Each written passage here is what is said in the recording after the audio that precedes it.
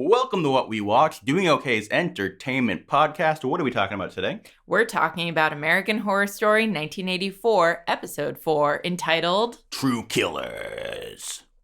Let's get into it.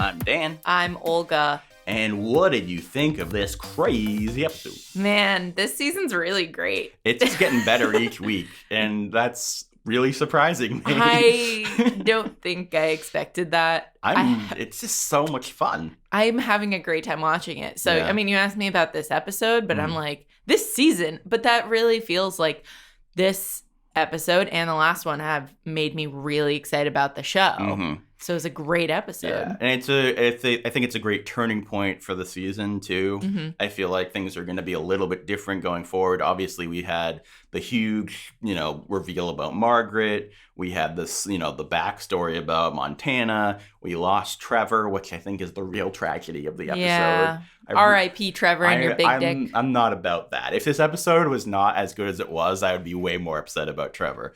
But yeah, and then we had Jingles die, but now he's Ghost Jingles. Yeah. And then we had Ramirez die, and he's Devil Satan Ramirez. Son of Satan. Fucking awesome. Yeah, I was very distracted by that because of the connection to Hotel and the fact that Richard until the reveal at the end. Yeah, and the fact that Richard Ramirez is older and a ghost in that season. So I was like, he can't be dead. Is the twist actually that there are two Richard Ramirez Night Stalkers? And no, it's his faith in Satan brought him back. And eventually Satan's like, I'm done with you. Yeah. You can go be in a hotel.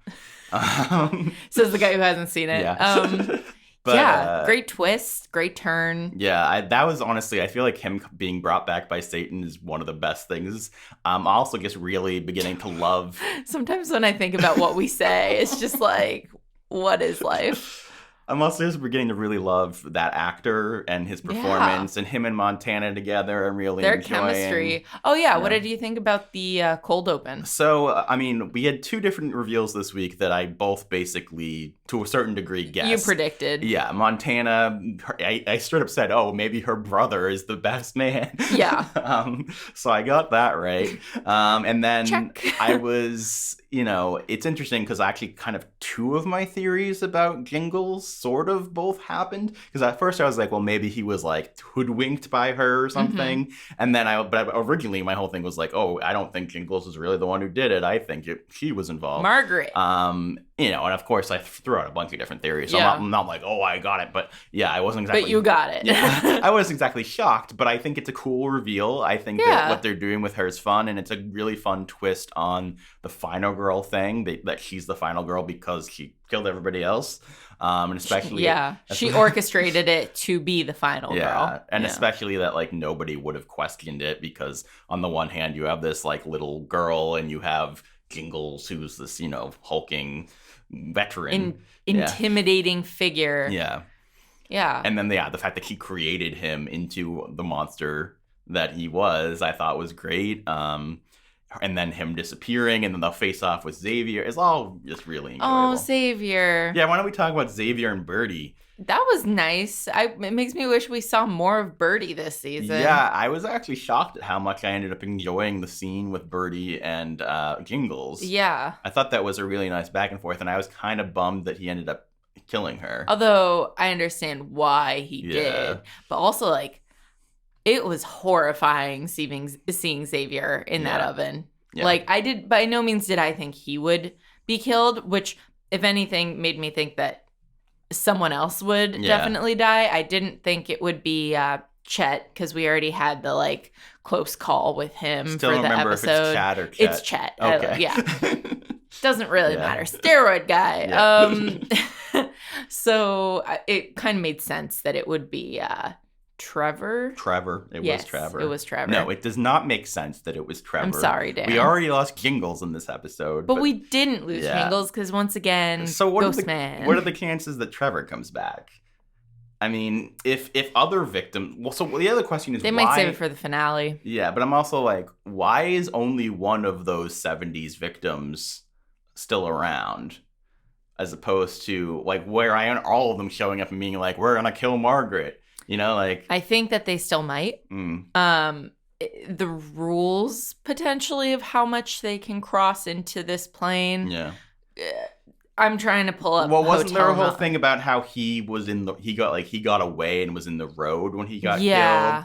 So, like... but why... Jingles is in the house, so I don't know why. Yeah, I don't know if it depends on the location or something. I don't remember the rules of, like, murder house or hotel enough to know why ghosts come back when they also wonder do you think it will follow the exact same rules, or do you think it will be, like, a new twist on it, but with similar... I think it'll probably be, like... not necessarily contradictory rules, but like an added layer. Or it could be, I mean, one of my issues with this show is it does break its own canon sometimes. So my other question is whether like ghost Jingles can actually hurt people at this point. And I think we're supposed to still have that question. But yeah, because we lost Ramirez and Jingles this episode, and even though we had the reveal of Margaret, I was still like, oh, that's sad. So I was really happy that Ramirez came back, and I like that Jingles is still in play, and that they're making him into actually a pretty interesting character. They are. Yeah. The only thing that I have to say about him, and one of the reasons I actually resisted the idea of him being like Margaret's pawn or her like pinning things on him, which, you know, she does. That's the case. Is that in Freak Show? It's a similar It's a very similar thing with Twisty, also played by John Carroll Lynch. And it's like, oh, yeah, he does kill people, but his backstory is heartbreaking. And it's actually more complicated than that. And he was, again, framed and put in this position. That's similar? I don't remember if it's like to the degree of him being framed, but it's something very much like, he's a product of his environment. Yeah. And it's not in the same vein as just like, oh, there's too much porn and corn syrup. Yeah. Like, it's not that. So it's just one of those things where, once again, it feels like this blatant serial killer is actually... a softie. But I don't know. There are plenty of other blatant serial killers. Not knowing the Twisty stuff, I think that he's doing a great job as this character, and I like that. Yeah, he still is he's not a good guy. No, but like, he's still gonna fight Ramirez over Brooke. You know, like, and I thought that was such a great moment. While we cutting that with Montana versus fake nurse lady, fake nurse Rita.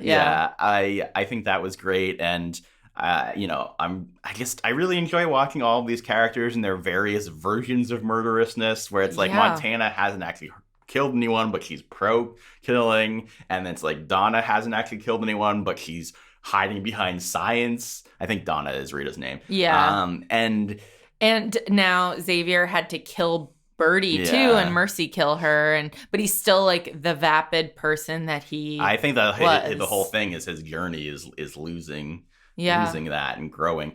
Honestly, he seems like the character that's getting the most development, and I want to circle back to Brooke in a second, because what is happening with her? But as far as Xavier, the thing of him, hiding from Jingles underneath was great. Him in the oven was horrifying, and then him having the actual interest, like, amidst all the insanity and violence and silliness, him like actually having an interesting dramatic moment of having to kill Birdie, I thought was great. So he's getting a lot. He's probably in certain ways going to take over the role that I feel like Trevor had been in the last few episodes.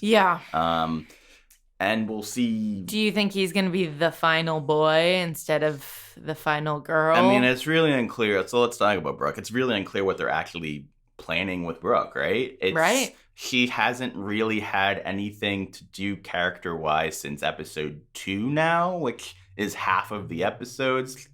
So, she's running around. It was early season, which is, at this point, we're firmly mid-season. Yeah. So I feel like they need to put the, wheels back in her court. I'm combining metaphors here.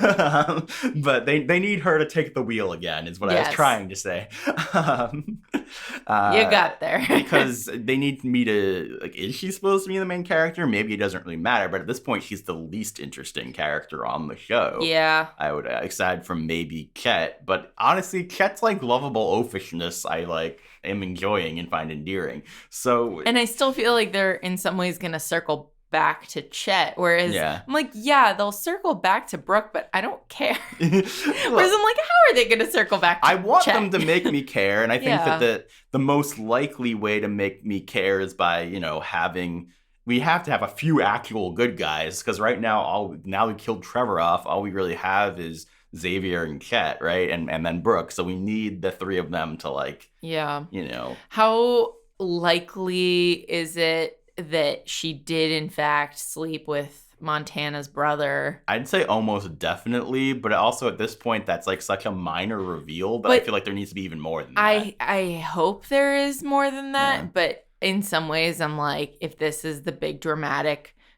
thing that they're building to of her actually admitting that. Yeah. And that's it, I'm going to feel so disappointed. Yeah, I mean, because compare that to what all the other reveals have been. I mean, at this point, like, it would be kind of silly to reveal that he's, like, also a bad guy. But I'm also, like, I'd be kind of on board with that to get to a point where at the end of the season, it's, like, 6 different killers. And it's like, well, let's just battle royale it. Yeah. I still think there will be more ghosts. Mm-hmm. Potentially more murderous ghosts. Yeah.